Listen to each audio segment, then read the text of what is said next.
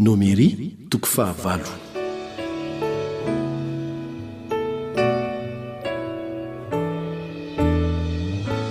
Ny amin'ny fampirehetana ny jiro sy ny nanadiovana ny Levita ary ny fe-taona hanompoany.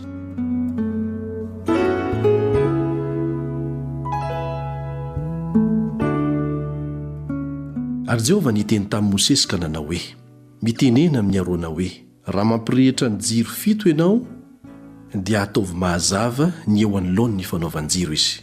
Dia nataon'i Arona izany, fa nampirehetiny ny jiro mba hahazava ny eo anoloan'ny fanaovan-jiro, arak'izay efa nandidian'i Jehovah any Mosesy. Ary izao ny toetry ny fanaovan-jiro: volamena no voasany izy, hatramin'ny fahaladiany sy ny vonony aza dia samy voasana avokoa, araka ny endrika izay nasehon'i Jehovah Mosesy no nanaovany ny fanaovan-jiro. Ary Jehovah niteny tamin'i Mosesy ka nanao hoe: alao ny Levita avy amin'ny Zanak'Isiraely ka diovy izy, ary izao no ataonao aminy hanadiovana azy. Fa fahazo rano fanadiovana izy, ary asaovy haratany avokoa ny tenany rehetra, ary aoka ho sasany ny fitafiny ka dia adio izy.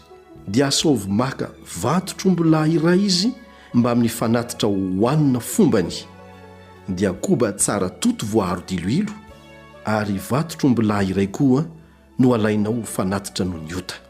Ary entony Levita hankeo anoloan'ny tranon'ilay fionana, ary vorio ny fiangonana dia ny Zanak'Isiraely rehetra. Ary entony Levita hankeo anatrehan'i Jehovah, ary ny Zanak'Isiraely hametraka ny tanany aminy. Ary Arona dia hanatitra ny Levita eo anatrehan'i Jehovah ho fanatitra evaeva avy amin'ny Zanak'Isiraely, mba hanao ny fanompoanan'i Jehovah izy. Ary Levita hametraka ny tanany amin'ny lohan'ny vato-trombilahy roa, dia atero ny anankiray ho fanatitra noho ny ota, ary ny anankiray kosa ho fanatitra dorana ho an'i Jehovah, hanaovana fanavotana ho an'ny Levita. Ary apetrao eo anatrehan'ny Arona sy ny zanany ny Levita, ka atero ho fanatitra evaeva ho an'i Jehovah izy. Ary ampiavao amin'ny Zanak'Isiraely ny Levita dia ho ahy izy. Ary rehefa afaka izany, dia hiditra ny Levita hanao fanompoana ao amin'ny tranon'ilay fionana, dia ho diovinao toy izany izy, ka haterinao ho fanatitra evaeva.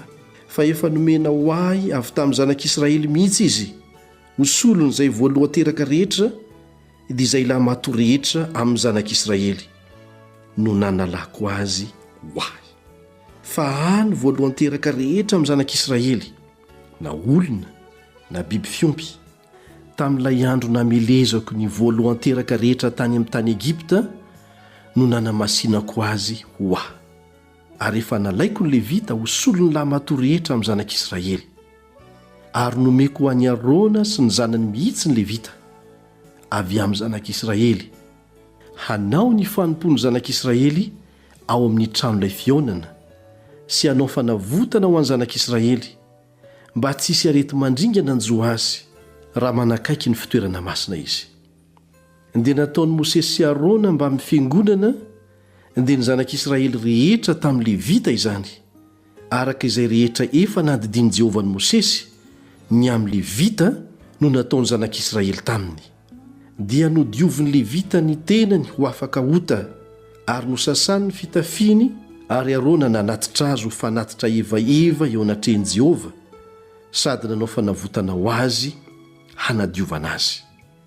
Ary rehefa afaka izany, dia niditra ny Levita hanao ny fionana teo anatrehan'i Arona sy ny zanany, arak'izay efa nandidian'i Jehovah ny Mosesy ny amin'ny Levita no nataony taminy.